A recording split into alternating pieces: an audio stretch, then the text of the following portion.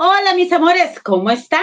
Bienvenidos y bienvenidas al Café con Betty Arana. ¿Cómo están mis amores? ¿Qué cuentan? ¿De qué tema vamos a hablar este día, mi gente? Vamos a hablar sobre la situación de las dictaduras. ¿Qué es lo que sucede cuando inician las dictaduras en un país? ¿A qué nos enfrentamos ahora, mi gente linda, que está confirmada y reafirmada la dictadura en El Salvador? Si bien es cierto, en este momento se encuentra aprobada, ¿verdad? Ya en las nuevas reformas que le dan la reelección indefinida al presidente Nayib Bukele, que prohíben una segunda vuelta, significa entonces que lo que tanto sospechábamos ha sido una realidad. La crónica de una muerte anunciada en la democracia de El Salvador se está cumpliendo, pero ¿cuáles son los efectos negativos que va a acarrear esta situación en El Salvador? Eso es lo que vamos a ver en este programa, mis amores. Peligroso, peligroso. Vamos a pedirles a los que quieran apoyar este programa, ¿verdad? Lo pueden hacer perfectamente a través de los super chat o los super stickers, ahí como usted quiera, ¿verdad? Pero sí le pedimos también que de gratuita manera usted le dé compartir y le dé like a este programa. Eso es gratis y me ayuda muchísimo. También, mi gente linda, quiero pedirles que si usted quiere apoyar a través del archivo wallet, lo puede hacer a través del 7208-5560, repito, a través del 7208-5560, usted perfectamente también puede apoyar el Café con Betty Arana a través del archivo wallet. Vamos a iniciar con el análisis, mi gente linda. Tal vez no pueden poner la intro mientras vaya a traerse su cafecito o lo que usted quiera, la bebida de su preferencia, y se lo viene a tomar conmigo viendo este valioso programa. Así que nos vemos dentro de unos segunditos. Apúrese, traiga su café y nos lo tomamos juntos.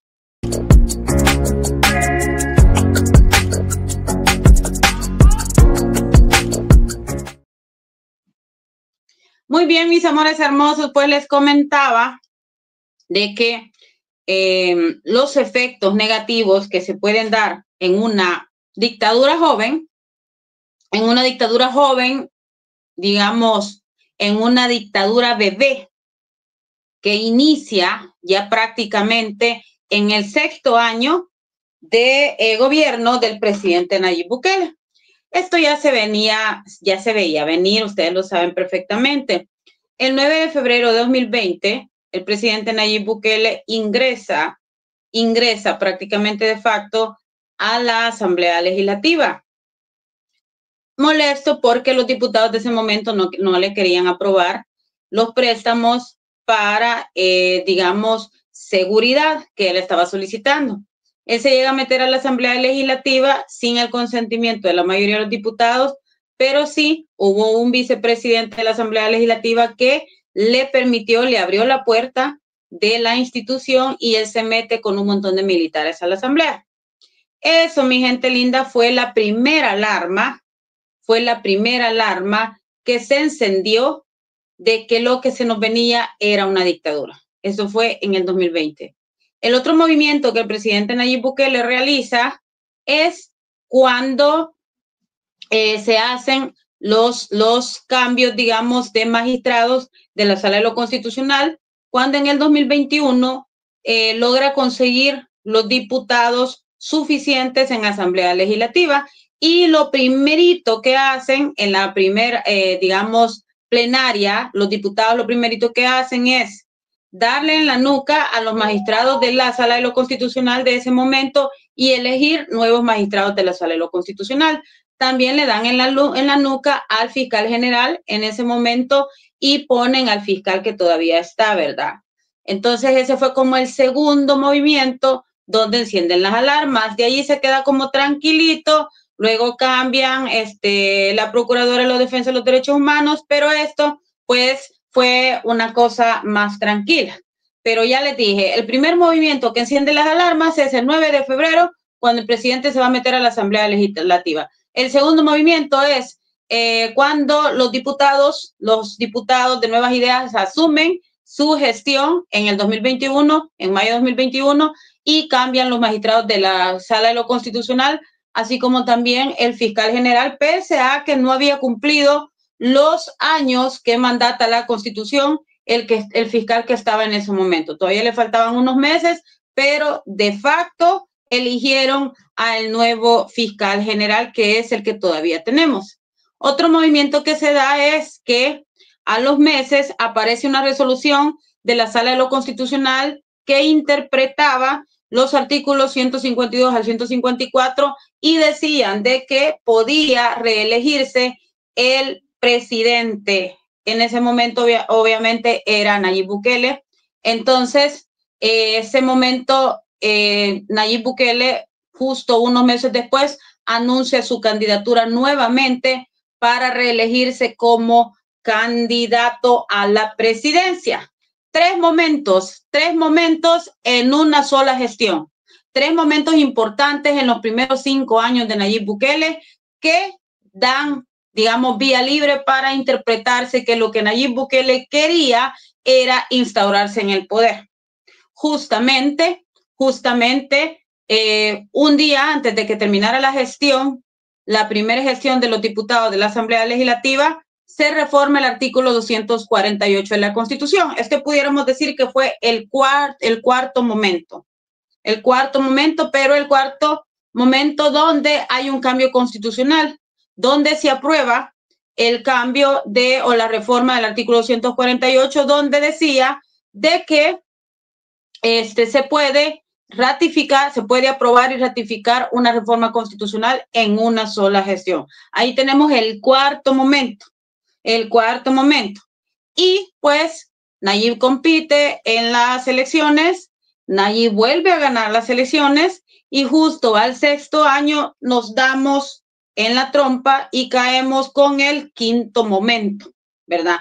Llega el momento de la ratificación del 248, pero llega el último momento donde, y le voy a decir, hay otro que yo no lo he interpretado y yo creo que sí fue parte de todo este eje y maneje. El quinto momento fue cuando cambian también el artículo que parece que es 208, 209, ahorita no me acuerdo exactamente, pero es el artículo de la deuda política, donde se decide de que a los partidos políticos ya no van a tener dinero del Estado para hacer sus campañas. Entonces Nayib Bukele viene y cierra toda posibilidad, aunque yo estuve de acuerdo con lo de la deuda política, pero cierran toda posibilidad de que otros partidos políticos tengan acceso a dinero del Estado. Ok, entonces ahí ya tenemos prácticamente 5 momentos clave que garantizan las nuevas reformas que se aprobaron el pasado jueves, que fueron las reformas del artículo 80, el artículo 89, el 133, el 152 y el 154. Los más preocupantes, porque por ejemplo, en el artículo 133, ordinal 5, que habla sobre, al igual que el 80, que habla sobre lo del Parlamento Centroamericano, yo estoy de acuerdo en que nos salgamos del Parlamento Centroamericano.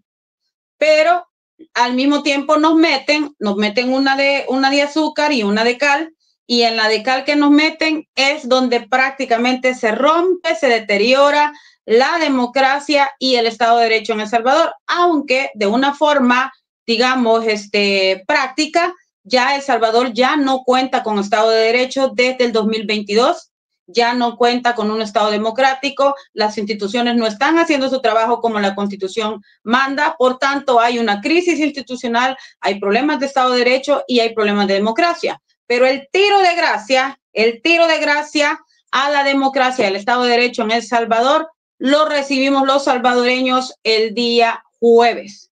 El pasado jueves 31 de julio es el día del tiro de gracia a la democracia en El Salvador. Ya habíamos visto varios momentos donde la democracia y todo se vino amenazada o se vio amenazada, pero ahora ya estamos, señores, en una democracia lacerada por completo, prácticamente muere, y se inicia el 1 de agosto de 2025, el primer día de la dictadura legalizada en El Salvador, porque ya éramos parte de una dictadura que no nos dábamos cuenta, pero ahorita ya tenemos una dictadura legalizada en El Salvador.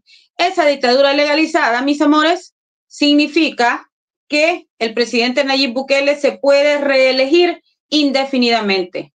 Y ni siquiera existe la posibilidad que al haber un cierre, digamos, en unas elecciones donde posiblemente en el futuro salga un candidato o una candidata a la presidencia y las elecciones sean lo más cerradas posible y queden ahí con una diferencia poca, también elimina la segunda vuelta.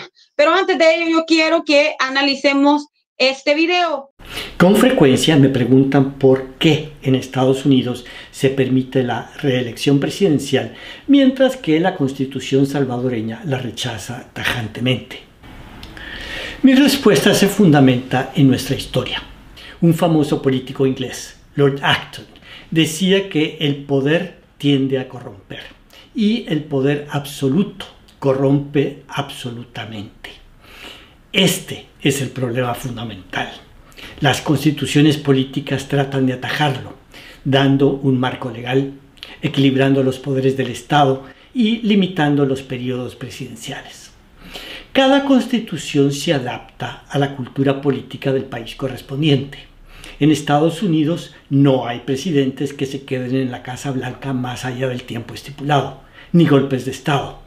El acatamiento a la Constitución limita los abusos de poder que se pueden dar con periodos presidenciales consecutivos. El caso en El Salvador es muy diferente. El respeto a la Constitución ha dejado mucho que desear. La corrupción, el irrespeto a derechos humanos y la tendencia al autoritarismo han aflorado con demasiada frecuencia. Tenemos una larga lista de mandatarios que llegaron al poder por medio de golpes de Estado o guerra, como lo hicieron algunos de nuestros gobernantes más emblemáticos: Gerardo Barrios, Francisco Dueñas, Maximiliano Hernández Martínez y la Junta de Gobierno de 1979.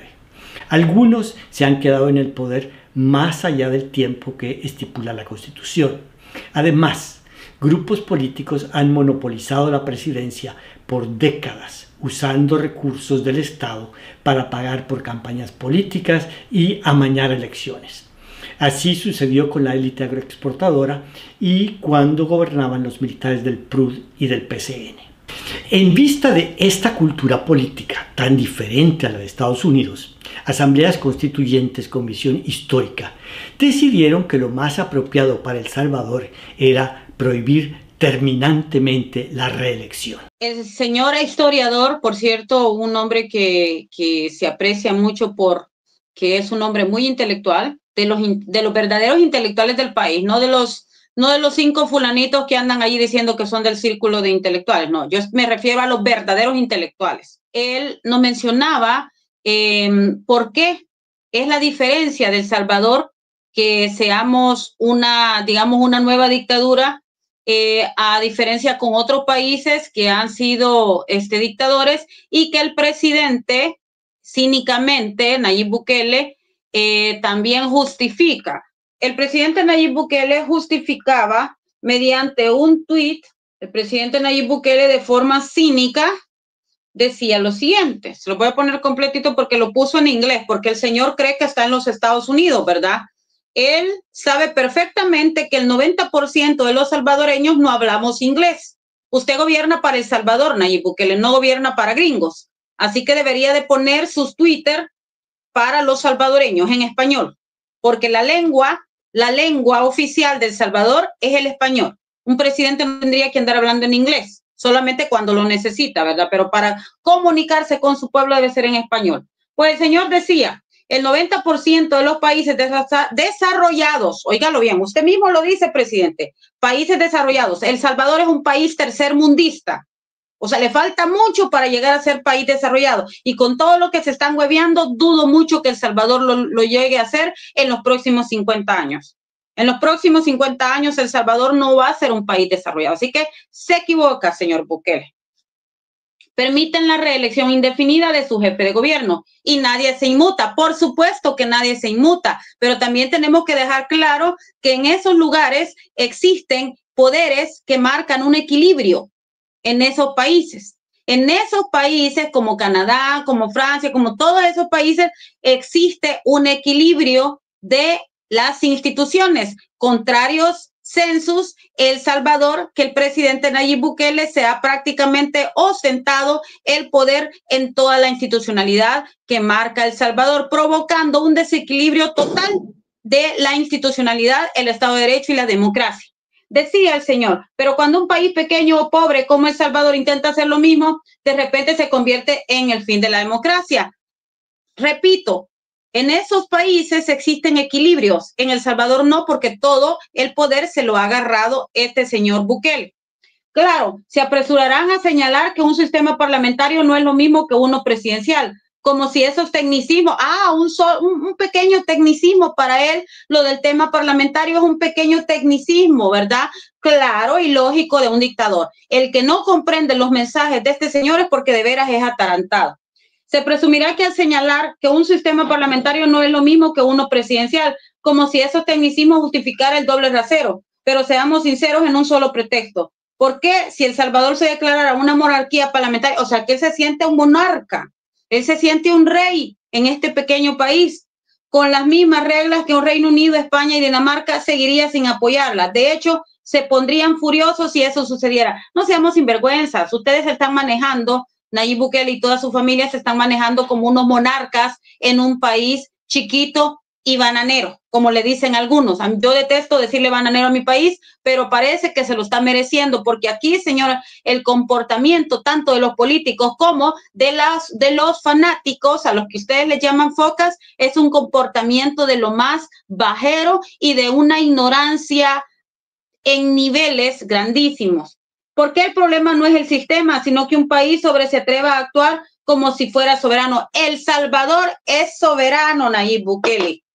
El Salvador es soberano y es independiente, pero eso no significa que por ser soberano se tenga derecho a marcar dictaduras. El Salvador ha vivido dictaduras en todos estos años desde que se conquistó, desde que los españoles lo conquistaron. Y en esas dictaduras han pasado cosas horribles. Y por eso es que en la Constitución de 1983 se intentó regular todas estas instituciones y regular también de que no estuvieran reeligiéndose indefinidamente. No solamente es el respeto a la Constitución lo que Nayib Bukele ha hecho y ha venido haciendo desde el inicio, sino que también es un irrespeto totalmente a la historia del Salvador, a los sufrimientos que El Salvador ha tenido. Y cierra con esto, no se supone que hagas lo que te dicen y se espera que te mantengas en tu carril. Nayib Bukele, usted se ha salido de su carril. Usted se ha salido de su carril. Me parece inverosímil que en un país serio, pues El Salvador no parece tan serio ahora, pero que hagan una reforma constitucional, la Asamblea Legislativa, una votación, y ya, así de sencillo fue. Mira, Nayib Bukele ha sido muy hábil. Los diputados salvadoreños son fieles a Nayib Bukele, es decir, incluso la población conoce muy poco sus nombres. Son personas que viven y que se cobijan en la popularidad enorme de Nayib Bukele. Es decir, no tienen autonomía alguna. En El Salvador se les denomina con una palabra popular que es puchabotones, en referencia a que su único trabajo es apretar el botón que tiene en el escritorio cuando se lo ordenan. Lo primero que ocurrió, porque Bukele sabe manejar los timings, lo primero es, ya venimos de que Bukele se haya reelecto en 2024 en febrero, violando 4 artículos de la Constitución que de forma explícita dicen que no se puede reelegirse inmediatamente. Ya había violado la Constitución. Alguien que está por encima de la Constitución misma es un dictador, aunque sea popular. Dicho esto, ahora que gana de nuevo una segunda Asamblea Legislativa, ocupa sus puchabotones para reformar la forma en la que se reforma la Constitución. Eso lo hicieron hace unos meses, el año pasado. reformaron la manera en la que se reforma la Constitución y la reformaron para hacer lo que hicieron anoche, para entregarle a Bukele lo que Bukele tanto ansía, un maquillaje legítimo para quedarse en el poder.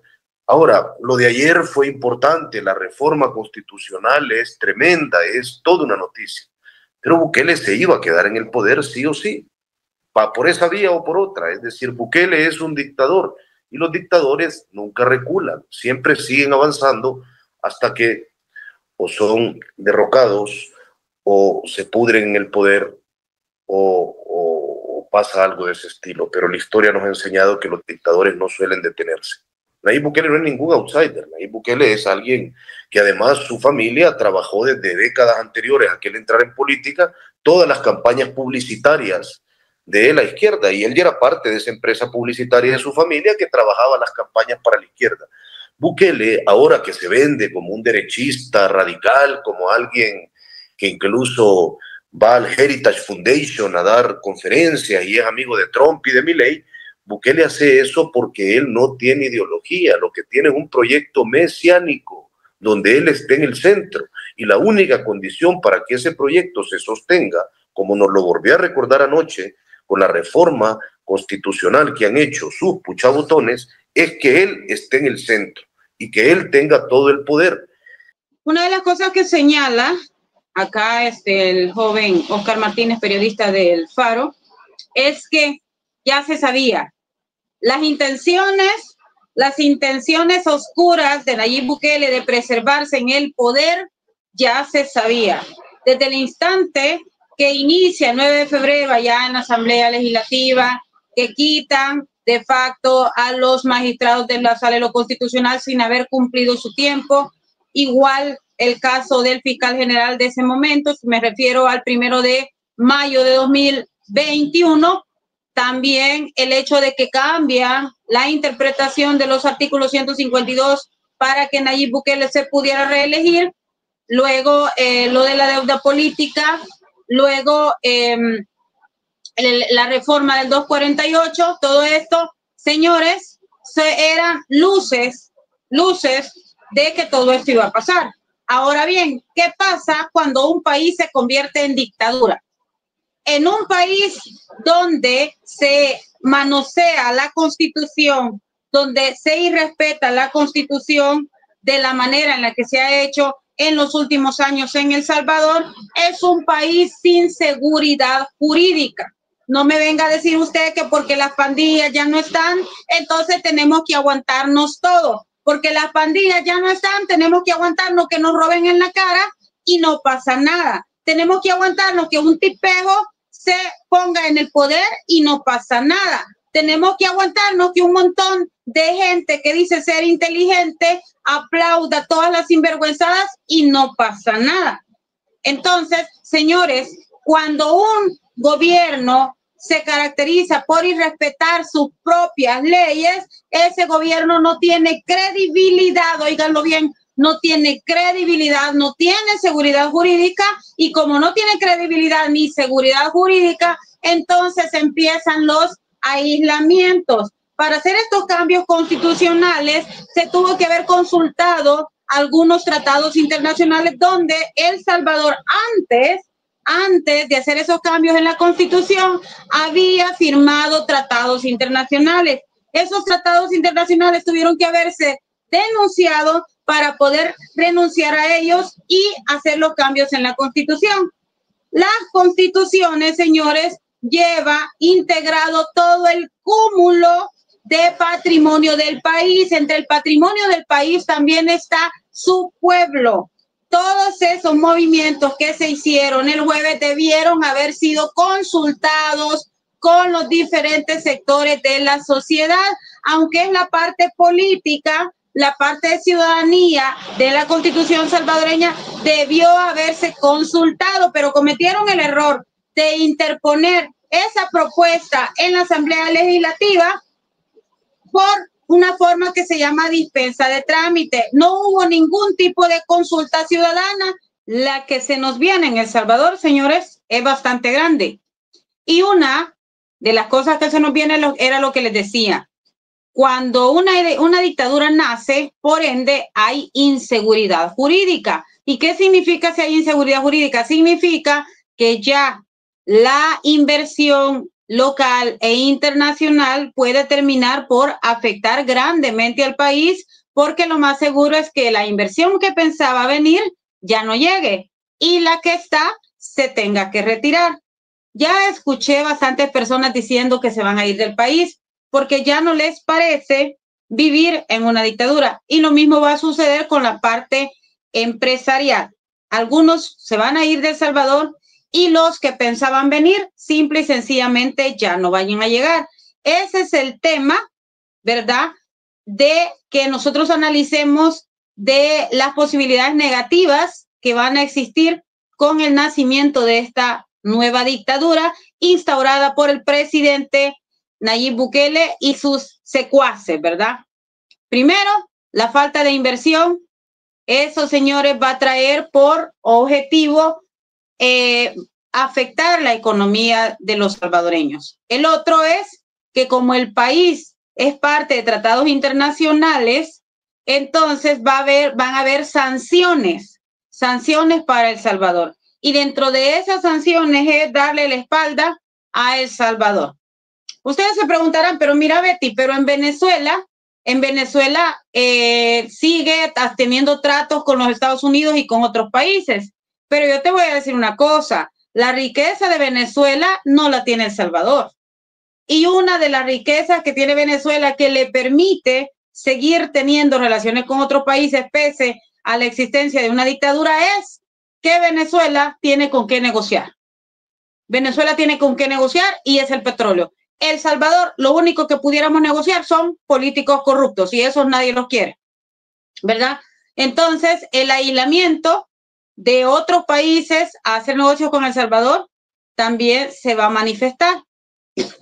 Lo otro es que cuando Donald Trump termine su gestión, si es que no la termina antes, automáticamente los Estados Unidos va a pasar a ser gobernado por los demócratas y los demócratas le tienen las costillas contadas a Bukele. Entonces lo más seguro es que los demócratas inicien procesos contra Bukele y Bukele termine como Fujimori o como el expresidente Uribe en este momento, que está prácticamente resolviéndose sobre una condena. Ahí anda el abogado defensor de Uribe prácticamente defendiendo lo indefendible. Esto le va a suceder a Bukele. El atraso económico se va a dar, va a haber más pobreza en El Salvador, las cosas se van a poner peor, va a haber una resistencia posiblemente social y, señores, lo que se nos viene prácticamente es en negativo. Positivo para Nayib Bukele y su grupo, sí, porque ellos se van a hacer más ricos con nuestros impuestos, pero El Salvador va a seguir siendo más pobre. Te lo cuento para que el día de mañana te acordes de esta mujer que te lo dijo. Yo sé que ahorita muchos andan demasiado ciegos, no quieren entender, pero el día de mañana espero que abran los ojos y no sea demasiado tarde. Pero hoy por hoy, la dictadura que nace, señores, es la desgracia que se hace para El Salvador. Tengan muy buenas tardes.